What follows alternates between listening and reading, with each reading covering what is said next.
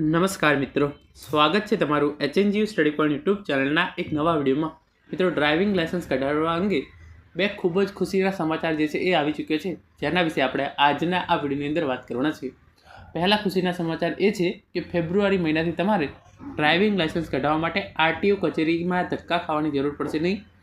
અને બીજા સારા સમાચાર એ છે કે હવે તમારે 15માંથી 11 પ્રશ્નો જે છે એ લર્નિંગ લાયસન્સ મેળવવા માટે સાચા પાડવાની જરૂર નથી. હવે તમે 15માંથી 9 પ્રશ્નો સાચા કરશો તો તમને તમારું લર્નિંગ લાયસન્સ છે એ મળી જશે. તો આજના આ વિડીયોની અંદર આપણે આ બંને જે સમાચાર છે એના વિશે ડિટેલની અંદર ચર્ચા કરીશું અને તમે આ બંનેનો લાભ કઈ રીતે લઈ શકો છો એના વિશે પણ હું તમને આજના આ વિડીયોની અંદર સમજાવીશ. તો વિડીયોના અંત સુધી જરૂરથી બનેલા રહેજો. છતાં પણ જો વિડીયો જોયા પછી તમારા મનમાં કોઈ પણ પ્રશ્ન થાય તો તમે નીચે કોમેન્ટ કરી અને જરૂરથી પૂછજો. તો હવે શરૂ કરીએ આજનો આ વિડીયો.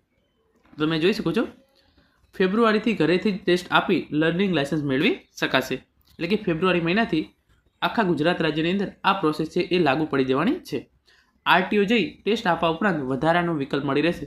એટલે કે હવે તમને 2 વિકલ્પ આપવામાં આવશે. જો તમારે RTOમાં જઈ અને ડ્રાઇવિંગ લાયસન્સ મેળવવું હોય તો એ વિકલ્પ તો ઓપન જ છે, પરંતુ જો તમારા જોડે સુવિધા હોય અને તમારે RTO ના જવું હોય, તમારા જોડે ઘરે લેપટોપ અને જે છે એ ઇન્ટરનેટની સુવિધા હોય તો તમે ઘરે બેઠા ફેબ્રુઆરી મહિનાથી જ ટેસ્ટ આપી લર્નિંગ લાયસન્સ છે એ મેળવી શકો છો. અને 15 પ્રશ્નોમાંથી 9 જવાબ સાચા પડે તો લાયસન્સની પરીક્ષામાં પાસ ગણાશે. પહેલાં કેવું હતું કે તમારે જો લર્નિંગ લાયસન્સની ટેસ્ટ પાસ કરવી હોય તો 15માંથી 11 પ્રશ્નોના જવાબ જે છે એ સાચા પાડવા હતા, પરંતુ હવે એને ઘટાડીને 15માંથી 9 કરી દેવામાં આવ્યા છે. તમે જોઈ શકો છો, અમદાવાદ સહિત રાજ્યભરની RTOમાં ફેબ્રુઆરીના પ્રથમ સપ્તાહથી ઘરે બેઠા ટેસ્ટ આપીને લર્નિંગ લાયસન્સ મેળવી શકાશે. અરજદારને RTO જઈ ટેસ્ટ આપવા ઉપરાંત વધારાનો વિકલ્પ મળી રહેશે. બંને પ્રકારના લાયસન્સ લેવામાં લોકોએ પહેલાં અરજી કરવી પડશે. ઘરેથી લર્નિંગ લાયસન્સ મેળવવા માટે લોકોએ અરજી કર્યા બાદ પોર્ટલમાં આગળની પ્રક્રિયા કરી ઘરે બેઠા ટેસ્ટ આપી શકાશે. તરત જ લર્નિંગ લાયસન્સ મેળવી શકાશે. એટલે કે હવે તમારે RTO કચેરીની અંદર લર્નિંગ લાયસન્સ મેળવવા માટે જવાની જરૂર પડશે નહીં. તો એની પ્રોસેસ શું રહેશે તમે જોઈ શકો છો. આ રીતે તમે તમારું જે છે એ અરજદારે લર્નિંગ લાયસન્સ માટે RTOના પરિવહન પોર્ટલ પર અરજી કરવાની રહેશે. જે પ્રમાણે આપણે અત્યારે જે છે એ લર્નિંગ લાયસન્સ મેળવવા માટે અરજી કરીએ છીએ એ રીતે તમારે અરજી તો કરવાની જ છે. સાથે સાથે આ પછી પોર્ટલમાં 2 વિકલ્પ જોવા મળશે.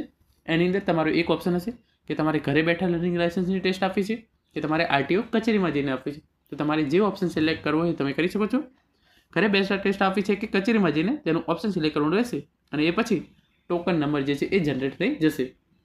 તો તમારા જોડે ઘરે સુવિધા હોય લેપટોપની તો તમે જે છે એ લેપટોપ કે કમ્પ્યુટર અને ઇન્ટરનેટની સુવિધા હોય તો તમે ઘરે બેઠા જે છે એ લર્નિંગ લાયસન્સ ટેસ્ટ છે એ હવે આપી શકશો. અમદાવાદ RTO કચેરી ખાતે 13 નવી સિસ્ટમ વસાવાઈ છે, જેના દ્વારા લોકો લર્નિંગ લાયસન્સની ટેસ્ટ આપી શકાશે.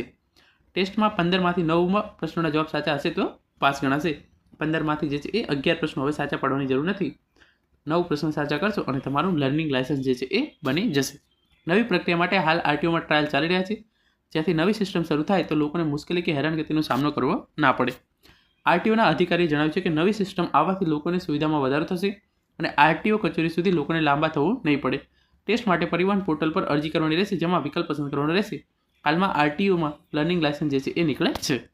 તો 1 ફેબ્રુઆરીના એટલે કે ફેબ્રુઆરી મહિનાના પહેલા સપ્તાહથી આ પ્રક્રિયા છે એ આખા ગુજરાતની અંદર લાગુ કરી દેવામાં આવશે. તો મિત્રો, આ હતો આજનો વિડીયો જેની અંદર આપણે હવે તમે ઘરે બેઠા લર્નિંગ લાયસન્સ મેળવી શકો છો એના વિશે વાત કરી છે. Thank you so much for watching.